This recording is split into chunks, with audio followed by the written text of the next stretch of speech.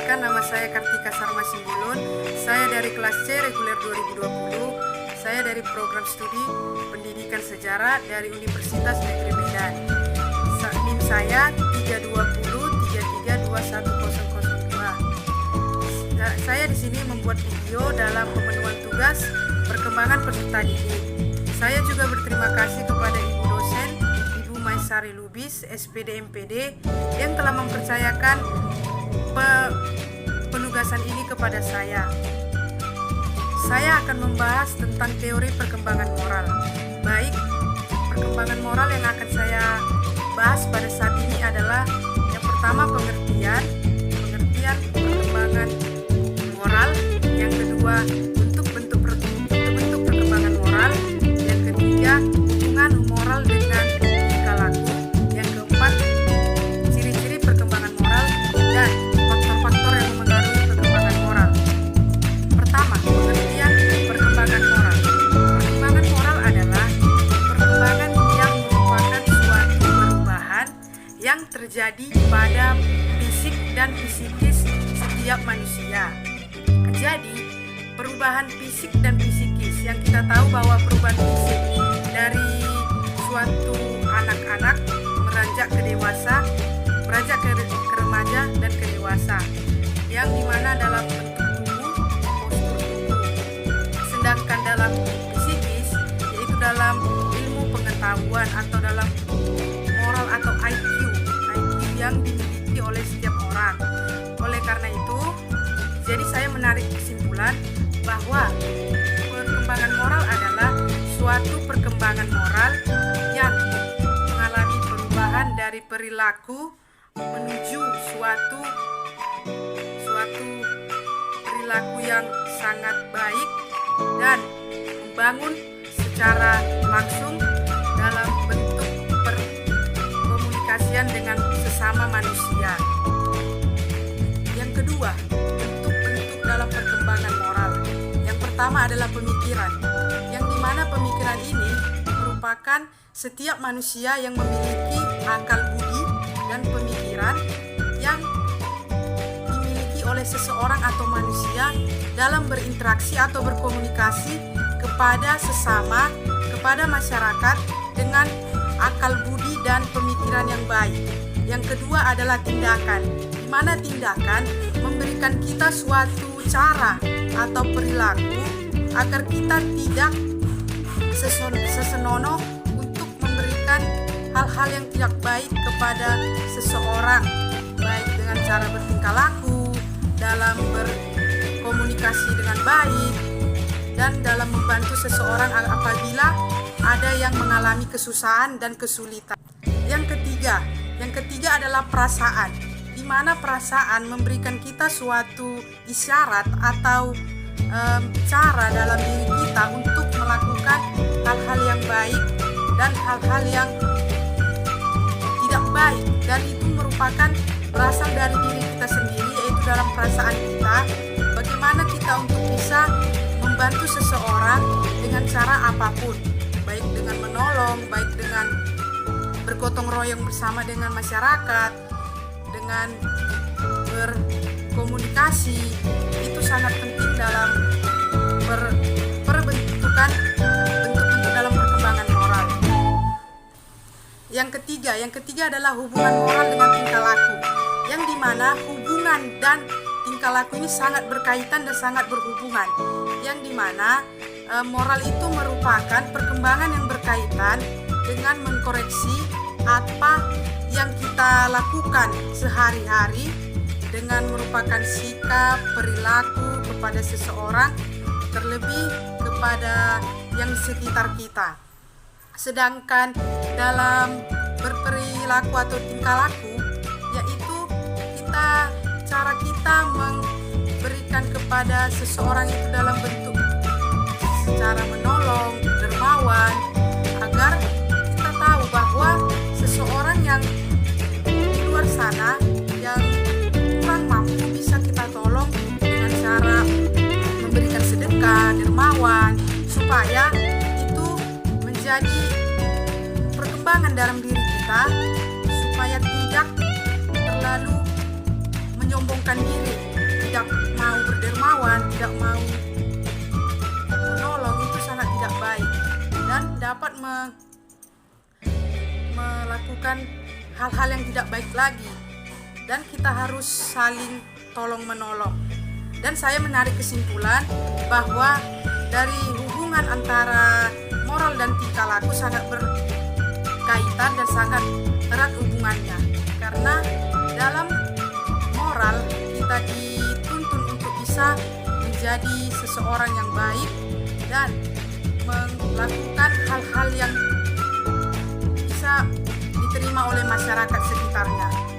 Jadi itu sangat penting, dan perilaku juga dalam berkomunikasi harus dengan baik, dengan cara menyejahterakan kepentingan bersama agar suatu keperluan itu atau suatu kepentingan itu dapat berjalan dengan baik dan sejahtera.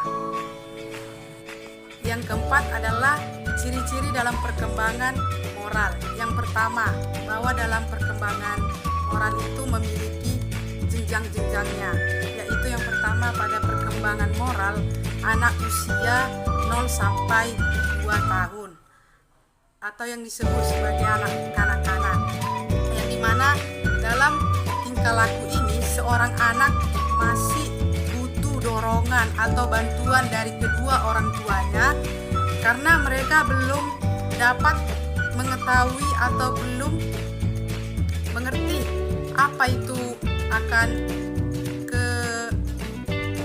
kepentingan, akan kesadaran dalam bermasyarakat. Jadi butuh dorongan dari orang tua dan sangat menerima bantuan dari orang lain.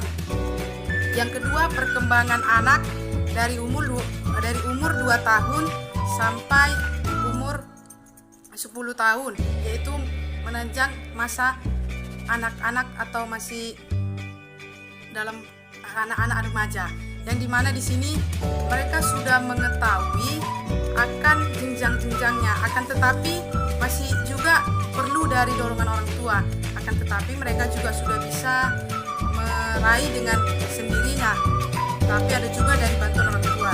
Yang ketiga yaitu perkembangan anak mulai dari umur 10 tahun sampai 15 tahun, yang dimana ini merupakan masa kanak-kanak atau perkembangan anak-anak remaja, yang dimana mereka sudah mengerti, sudah paham akan hal-hal yang baik dan sudah melakukan cara-cara yang baik.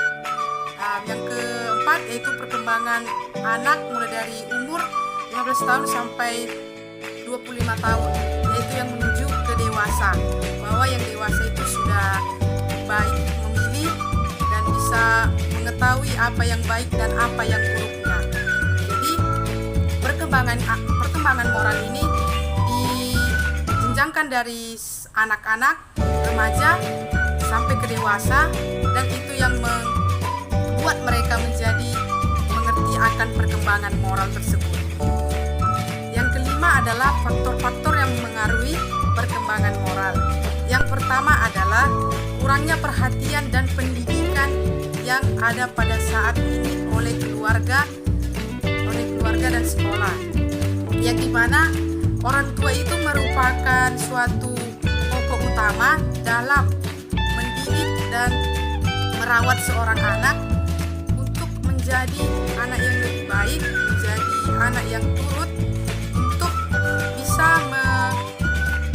menyejahterakannya masyarakat. Seorang anak ini menyejahterakan masyarakat atau menyesuaikan dirinya di lingkungan sekitarnya agar tidak merasa tersaingi atau terhindarnya dia dalam lingkungan tersebut.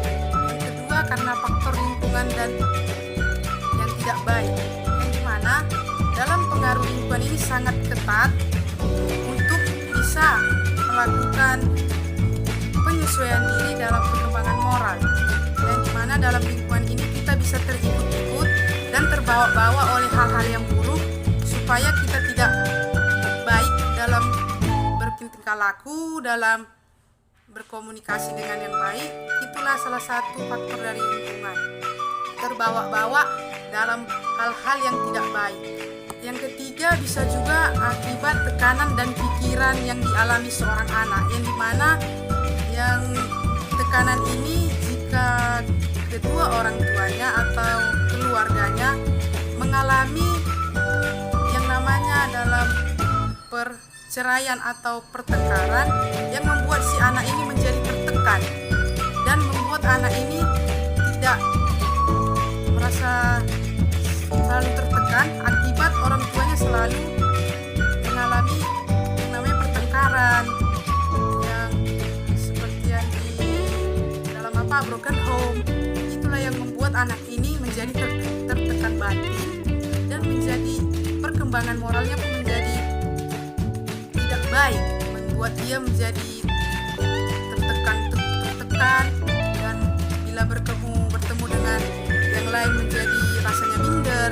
Itulah salah satu yang membuat perkembangan atau dari faktor-faktor yang mengaruhi perkembangan moral.